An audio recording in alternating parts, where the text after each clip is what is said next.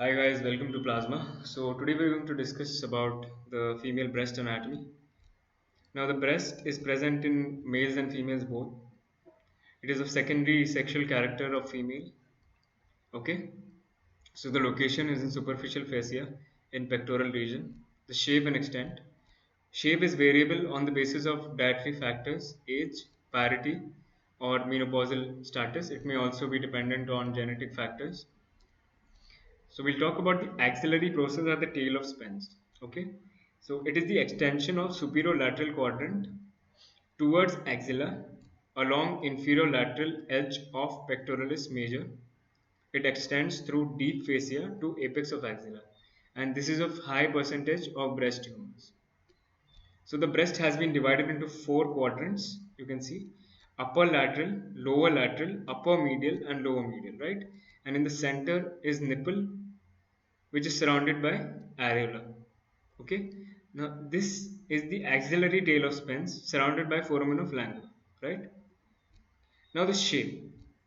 So it is of hemispherical, conical, variably pendulous, pyriform, or thin and flattened. Now it is variable according to individual.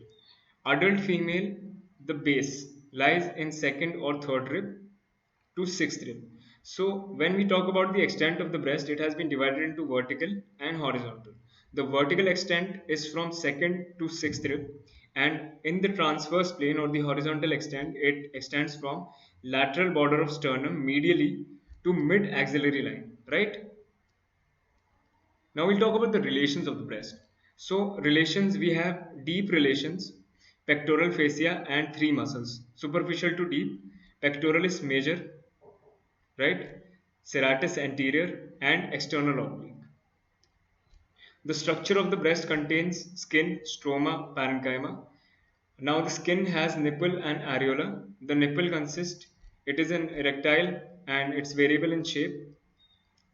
It lies in the fourth intercostal space, okay, mid clavicular line. In nulliparous females, it is pink, light brown, dark on the basis of melanization. In young adults, male and female, and in nulliparous females specifically, it is 20 to 23 centimeter from suprasternal notch in mid clavicular line and 19 to 23 centimeters apart. Now it may change during age. Okay. Now the areola. It is circular pigmented skin surrounding base of nipple. It is highly modified sebaceous gland and areolar Montgomery's tubercles glands open directly into the skin surface. Right now, these are very important. Montgomery's tubercles. Okay, oily secretions of these specialized sebaceous gland. Okay, aid in protection and lubrication, and this here it aids in latching of neonate during lactation. So this here it is very important. This statement, latching of neonate during lactation by Montgomery's tubercles. Okay. Now we'll talk about the stroma, which consists of connective tissue and fat, and suspensory ligaments of Cooper. So you see these cross-linking fibers over here, which adhere the breast tissue. These are fibrous strands, sheets consisting of condensation of connective tissue, extend between posterior lamina of superior parts of breast, support breast tissue and prevent drooping. Okay. Now they are radially oriented in radial fashion, right? Now we'll talk about the soft tissue of parenchyma. So ductal glandular tissue consisting branching ducts plus terminal secretions, lobules in connective tissue stroma. Right now you can see the diagram over here. The entire hierarchical branching has been shown. So this is the level of nipple and areola. You can see there is a lactiferous duct and a lactiferous sinus is there. Now this lactiferous sinus stores milk, right? And on further branching we see the acini, okay, and this is the fat. So each lobe is derived by branching from one central lactiferous duct in nipple. Okay, terminal duct, lobular unit, lobule, TDLU, which is called. Okay, it is the functional unit of the breast. Okay, milk secreting functional unit of the breast. It is absent in lobes and lobules. So this statement here is very important. The milk secreting functional unit of the breast is TLDU. Okay, terminal duct lobular unit. Now, I would recommend you to read Sick Lobe Hypothesis from Gray's Anatomy. It's very important.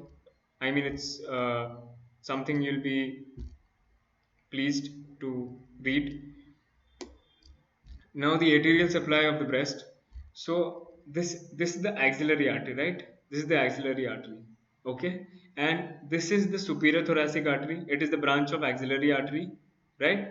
And next we have the acromiothoracic artery. Acromiothoracic artery. So this is acromiothoracic artery. This one, right? And this is the lateral thoracic artery. It supplies most of the nipple, areola, and skin. Okay, and here this artery over here, this is the lateral branches of the posterior intercostal arteries, right? Lateral branches. And this one is the internal thoracic artery, okay, in second, third, and fourth intercostal spaces, right? Next we'll talk about the lymphatic drainage. So lymphatic drainage is very important. We'll talk about the lymph nodes first. So lymph nodes have been divided into axillary, internal mammary, supraclavicular, posterior intercostal, cephalic or deltopectoral, and axillary have been further divided into four. Okay, so anterior or pectoral are 20 to 40 in number, posterior, posterior, subcapsular, central, lateral, humeral, or apical lymph nodes. Right. So you can see the diagram over here. These are the axillary lymph nodes. Okay, they drain 75%. Okay, so here is the apical group, central group, lateral group, anterior group, and posterior group. These are all parts of axillary lymph nodes, right? Now we come to the supraclavicular lymph nodes, and these are the internal mammary lymph nodes. Okay, they drain 20%, posterior intercostal 5%, right? Now, in relation to pectoralis minor muscle, okay, first discuss the pectoralis minor muscle. So its origin is in coracoid process of the scapula, and insertion is in third, fourth, and fifth ribs, right, near the coastal margins. So now lymph nodes lying lateral or inferior to the pectoralis minor muscle are known as level 1 nodes or low nodes. Now these are basis on the basis of surgical classification, right? And posterior, those lying posterior to the pectoralis minor are known as level 2 nodes or middle group. Those lying between superior medial upper border of the pectoralis minor and inferior border of the lower border of the clavicle are level 3 nodes upper axillary, right? So there are Rotter's nodes. Now what are Rotter's nodes? Now interpectoral nodes lying between pectoralis major and pectoralis minor muscle, right? Those are known as Rotter's nodes. Now lymphatic drainage of the breast, okay, it is derived from dermal network. Lymphatics increase in branching. Smallest waveless superficial capillaries 20 to 70 millimeters diameter drain into larger lymph pre-collecting vessels that have veins and smooth muscle unite drain sentinel lymph nodes, right? So the lymphatics have been divided into superficial, which contains skin, okay, and deep parenchymal. Now these superficial drain the skin and not nipple and areola, right? And deep are parenchymal present, they drain skin of nipple and areola, right? Now this is the subareolar plexus of Sapi, okay, present in the anterior axillary space, especially of deep lymphatic drainage. So you can see subareolar plexus of Sapi right here. They drain the skin of nipple and areola. You can see this is the anterior axillary lymph nodes, right? Now we'll talk about the lymphatic drainage, right? So the lymph from the lateral quadrants. We are talking about the lateral quadrants of the breast drain into anterior axillary, right, or pectoral group of lymph nodes. Lymph from medial quadrants, these are the medial quadrants, drain into internal mammary lymph nodes, right, internal mammary lymph nodes.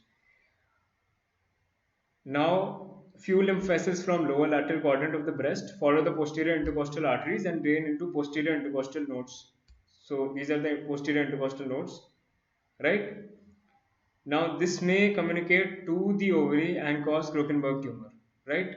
Now, there is a route of metastasis to breast, metastasis to brain also. So, metastasis of the breast cancer to the brain occurs. Cancer cell from the breast, they drain into posterior intercostal veins, then to vertebral venous plexus and intracranial dural venous sinus to the brain.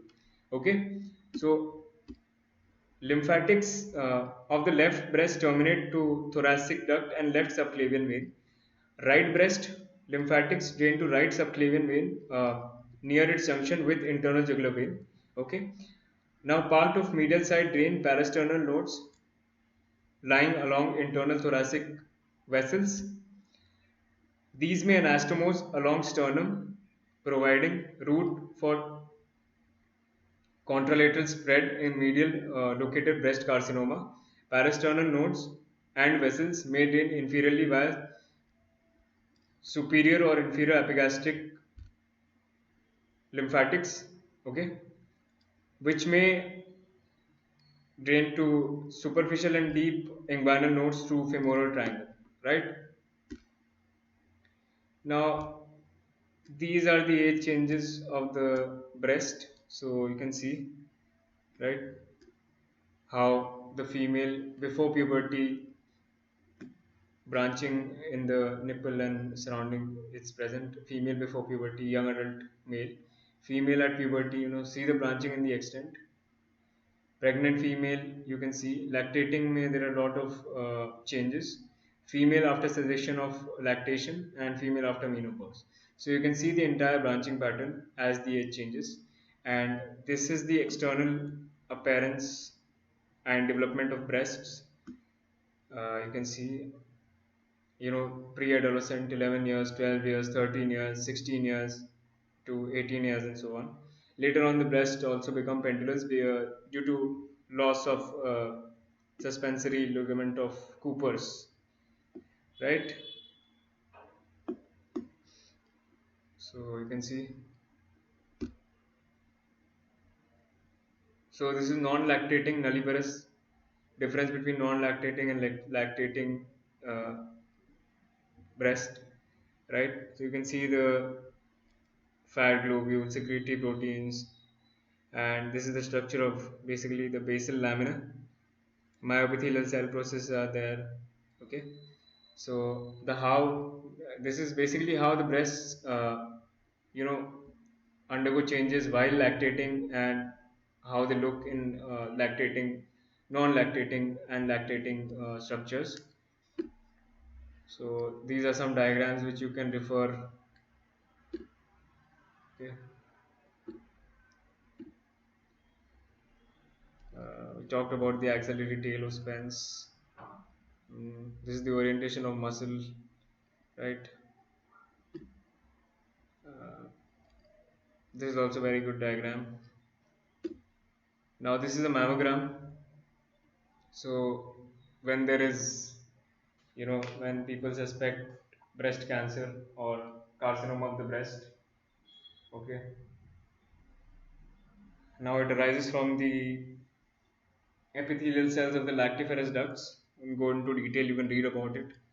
So this is how it looks like. This is the skin's dense fibrous septa, nipple, glandular tissue, right? So thank you for watching.